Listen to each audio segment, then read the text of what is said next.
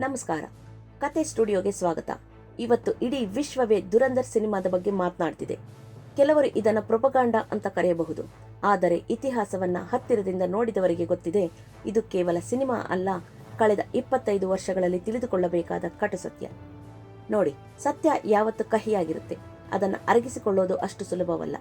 Aditya there ಅವರು ಇಲ್ಲಿ ತೋರಿಸಿರೋ ಪ್ರತಿಯೊಂದು ದೃಶ್ಯದ ಹಿಂದೆ ಒಬ್ಬೊಬ್ಬ ಅಸಲಿ ವ್ಯಕ್ತಿ ಮತ್ತು ಒಂದು ಹಸಲಿ ಘಟನೆ ಇದೆ. ಇವತ್ತು ನಾನು ಆ ರಿಯಲ್ ಇನ್ಸಿಡೆಂಟ್ ಬಗ್ಗೆನೇ ಮಾತನಾಡ್ತೀನಿ. ಇದು ಪ್ರೊಪಗಾಂಡ ಅಲ್ಲ, ಇದು ಭಾರತದ ರಕ್ತಸಿಕ್ತ ಇತಿಹಾಸದ ದಾಖಲೆ. ಸಿನಿಮಾ ಶುರುವಾಗೋದೇ ಕಂದಹಾರ್ ಹೈಜಾಕ್ನಿಂದ. 1999ರ ಡಿಸೆಂಬರ್ನಲ್ಲಿ IC-814 ಫ್ಲೈಟ್ ಹೈಜಾಕ್ ಆದಾಗ ಭಾರತ ಅನುಭವಿಸಿದ ಆ ನೋವು ಮತ್ತು ಅಸಹಾಯಕತೆ ಇವತ್ತಿಗೂ ನಮ್ಮ ಎದೆಯಲ್ಲಿದೆ. ಆ ಘಟನೆ ನಂತರ 2001ರಲ್ಲಿ ನಮ್ಮ ಪಾರ್ಲಿಮೆಂಟ್ ಮೇಲೆ ನಡೆದ ದಾಳಿ, ಇವೆಲ್ಲವೂ ಸತ್ಯ. ಸಿನಿಮಾದಲ್ಲಿ ಬರೋ ಆಪರೇಷನ್ ದುರಂಧರ್ ಅನ್ನೋದು ಅದು ಪಾರ್ಲಿಮೆಂಟ್ ಮೇಲೆ ದಾಳಿ ಮಾಡಿದವರಿಗೆ ಮತ್ತು ದೇಶಕ್ಕೆ ದ್ರೋಹ ಬಗೆದವರಿಗೆ ಭಾರತ ನೀಡಿದ ಒಂದು ಪ್ರತ್ಯುತ್ತರ. ಇದರಲ್ಲಿ ಯಾವುದೇ ಸುಳ್ಳಿಲ್ಲ.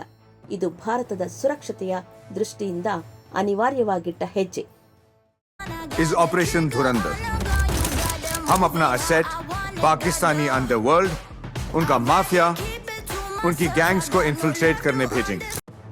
ಇನ್ನು ಸಿನಿಮಾದಲ್ಲಿ ಸಂಜಯ್ ದತ್ ಅಭಿನಯಿಸಿರೋ SP ಚೌಧರಿ ಅಸ್ಲಂ ಪಾತ್ರ. ಇದು ಕೇವಲ ಸಿನಿಮಾದ ಸೃಷ್ಟಿಯಲ್ಲ, ಕರಾಚಿಯ ಅಸಲಿ ಎನ್ಕೌಂಟರ್ ಸ್ಪೆಷಲಿಸ್ಟ್ ಚೌಧರಿ ಅಸ್ಲಾಂ ಖಾನ್ ಅವರೇ ಈ ಪಾತ್ರಕ್ಕೆ ಸ್ಫೂರ್ತಿ.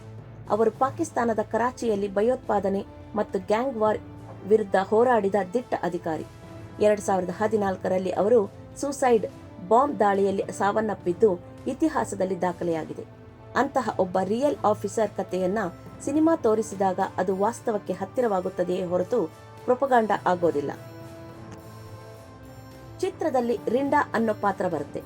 ಇದರ ಹಿಂದೆ ಇರೋದು ಹರ್ವಿಂದರ್ ಸಿಂಗ್ ಅಲಿಯಾಸ್ ರಿಂಡಾ ಅನ್ನೋ ರಿಯಲ್ ಟೆರರಿಸ್ಟ್. 2022ರಲ್ಲಿ ಲಾಹೋರ್ನಲ್ಲಿ ಅವನು ಡ್ರಗ್ ಓವರ್ ಡೋಸ್ನಿಂದ ಸತ್ತ ಅಂತ ವರದಿಯಾಗಿತ್ತು. ಆದರೆ ಸಿನಿಮಾದಲ್ಲಿ ಇದನ್ನು ಒಬ್ಬ ಏಜೆಂಟ್ ಮಾಡಿದ ಆಪರೇಷನ್ ಅಂತ ತೋರಿಸಿದ್ದಾರೆ. ಇತ್ತೀಚಿನ ವರ್ಷಗಳಲ್ಲಿ ಭಾರತದ ಶತ್ರುಗಳು ಪರದೇಶದ ನೆಲದಲ್ಲಿ ನಿಗೂಢವಾಗಿ ಸಾಯುತ್ತಿರೋದು ಎಲ್ಲರಿಗೂ ಗೊತ್ತಿರೋ ಸತ್ಯ. ಈ ಸಿನಿಮಾ ಆ ಸತ್ಯಕ್ಕೆ ಒಂದು ದೃಶ್ಯ ರೂಪ ಕೊಟ್ಟಿದೆ ಅಷ್ಟೇ. ದುರಂಧರ್ 2ರಲ್ಲಿ ಅತೀಕ್ ಅಹಮದ್ ಎನ್ಕೌಂಟರ್ ಘಟನೆಯನ್ನ ಕಣ್ಣೆದುರು ನಡೆದಂತೆಯೇ ತೋರಿಸಲಾಗಿದೆ. 2023ರಲ್ಲಿ ಪ್ರಯಾಗ್ರಾಜ್ನಲ್ಲಿ ಪೊಲೀಸರ ಸಮ್ಮುಖದಲ್ಲೇ ಆ ಶೂಟೌಟ್ ನಡೆದದ್ದು ಇಡೀ ದೇಶ ನೋಡಿದೆ. ಹಾಗೆಯೇ 2016ರ ಡಿಮ್ಯಾನಿಟೈಸೇಷನ್, ಇದನ್ನ ಸಿನಿಮಾ ಕೇವಲ ರಾಜಕೀಯ ನಿರ್ಧಾರವಾಗಿ ತೋರಿಸಿಲ್ಲ, ಬದಲಿಗೆ ನಕಲಿ ನೋಟುಗಳ ಮೂಲಕ ದೇಶದ ಒಳಗಿನ ಭದ್ರತೆಗೆ ಸಂಚು ರೂಪಿಸಿದ್ದ ಶಕ್ತಿಗಳನ್ನು ಮಟ್ಟ ಹಾಕಿದ ಆರ್ಥಿಕ ಸ್ಟ್ರೈಕ್ ಆಗಿ ವಿವರಿಸಿದೆ. ಇವೆಲ್ಲವೂ ನಮ್ಮ ಕಾಲಘಟ್ಟದಲ್ಲಿ ನಡೆದ ವಾಸ್ತವ ಸಂಗತಿಗಳು. ನೀವು ಇತ್ತೀಚೆಗೆ ದ ಗಾರ್ಡಿಯನ್ ರಿಪೋರ್ಟ್ ಓದಿರಬಹುದು. ಅನ್ನೋನ್ ಗನ್ಮ್ಯಾನ್ ಅಥವಾ ಅನಾಮಧೇಯ ವ್ಯಕ್ತಿಗಳು ಪಾಕಿಸ್ತಾನದ ನೆಲದಲ್ಲಿ ಭಾರತದ ಶತ್ರುಗಳನ್ನು ಮುಗಿಸುತ್ತಿದ್ದಾರೆ ಅನ್ನೋ ಸುದ್ದಿಗಳು ಪದೇ ಪದೇ ಬರ್ತಿವೆ. ಸಿನಿಮಾದ ಕತೆ ಕೂಡ ಇದೇ ವಾಸ್ತವದ ಎಳೆಯನ್ನ ಹಿಡಿದುಕೊಂಡು ಸಾಕ್ತಿದೆ. ಇದು ಕೇವಲ ಆಕಸ್ಮಿಕವಲ್ಲ, ಇದು ಬದಲಾದ ಭಾರತೀಯ ನೀತಿಯ ಪ್ರತಿಬಿಂಬ. ಇದನ್ನ ಪ್ರೊಪಗಾಂಡ ಅನ್ನೋದಕ್ಕಿಂತ ಹೆಚ್ಚಾಗಿ ವಾಸ್ತವದ ಒಳನೋಟ ಅನ್ನೋದು ಸರಿಯಾದ ಮಾತು. ಕೊನೆಯದಾಗಿ ಒಂದು ಮಾತು, ಸತ್ಯ ಅನ್ನೋದು ಸೂರ್ಯನ ತರಹ, ಅದನ್ನ ಕತ್ತಲೆಯಲ್ಲಿ ಮುಚ್ಚಿಡೋಕೆ ಸಾಧ್ಯವಿಲ್ಲ. ಕೆಲವರಿಗೆ ಈ ವಾಸ್ತವವನ್ನ ಅರಗಿಸಿಕೊಳ್ಳೋಕೆ ತುಂಬಾನೇ ಕಷ್ಟ ಆಗಬಹುದು. ಇಂತಹ ನೆಗೆಟಿವ್ ಜನ, ಸತ್ಯವನ್ನ ಒಪ್ಪಿಕೊಳ್ಳದ ಮನಸ್ಥಿತಿಗಳು ನಮ್ಮ ನಡುವೆಯೇ ಇರೋದು ನಮ್ಮ ಕರ್ಮ ಅಷ್ಟೇ.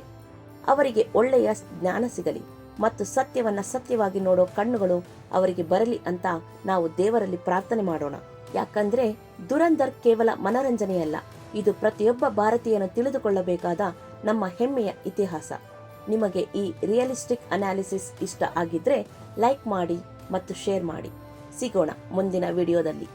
ಅಲ್ಲಿಯವರೆಗೂ ನೋಡ್ತಾ ಇರಿ ಕತೆ ಸ್ಟುಡಿಯೋ. ಜೈ ಹಿಂದ್.